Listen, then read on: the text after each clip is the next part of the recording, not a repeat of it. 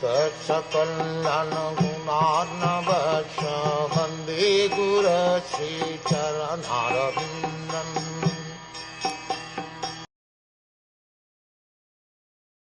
Sri Suta Goswami said, Draupadi then saw Aśvatthāma, who was bound with ropes like an animal and silent for having enacted the most inglorious murder.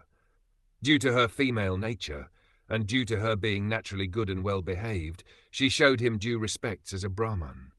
Aśvatthāma was condemned by the Lord himself, and he was treated by Arjuna just like a culprit, not like the son of a Brahman or teacher. But when he was brought before Srimati Draupadi, she, although begrieved for the murder of her sons, and although the murderer was present before her, could not withdraw the due respect generally offered to a Brahman or to the son of a Brahman. This is due to her mild nature as a woman.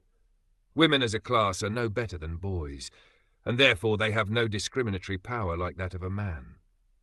Aśvatthāma proved himself to be an unworthy son of Dronakarya, or of a Brahman, and for this reason he was condemned by the greatest authority, Lord Sri Krishna, and yet a mild woman could not withdraw her natural courtesy for a Brahman.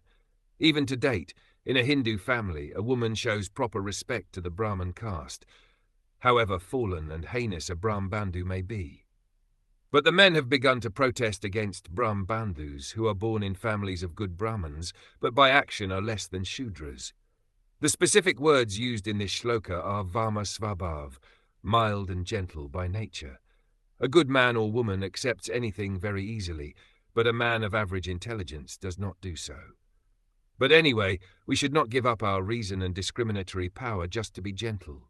One must have good discriminatory power to judge a thing on its merit. We should not follow the mild nature of a woman and thereby accept that which is not genuine. Aśvatthāma may be respected by a good-natured woman, but that does not mean that he is as good as a genuine Brahman.